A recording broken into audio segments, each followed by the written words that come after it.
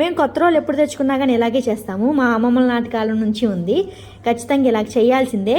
ఇంకా చేయకుండా అయితే వాడము. మన రోలు కొంటే కనుక లైఫ్ లాంగ్ అయితే వాడాలి కదా, అందుకే మనం మంచిగా పూజ చేసుకొని అయితే వాడాలి. ఇదైతే మేమైతే దేవుడి కింద భావిస్తాం అనమాట. లక్ష్మీనారాయణ లాగా పూజిస్తాము. ఇలా మంచిగా పూజ చేసుకొని మాత్రమే ఇలా వాడతాం అనమాట.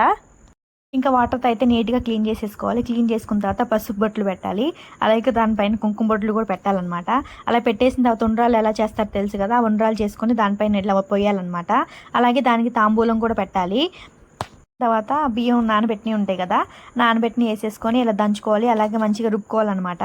డైరెక్ట్గా యూజ్ చేస్తే కనుక మనకి ఇసుక అనేది తగిలిద్ది కదా, అలా తగలకుండా ఉండాలంటే ఇలాగా 2-3 టైమ్స్ అయితే చేయాలి. బియ్యం నానబెట్టేసుకొని ఇంకా అయితే మంచిగా వాష్ చేసేసుకోవాలి. వాష్ చేసేసుకొని ఇంకా యూజ్ చేయటమే. అప్పట్లో అయితే కనుక రోళ్ళు ఎట్లాంటివి తెచ్చుకుంటే కనుక పెద్ద పండగలా చేసేవాళ్ళు అంటావునా కదా. అప్పటికి కూడా మేము అమ్మ చెప్పని పాటిస్తాం.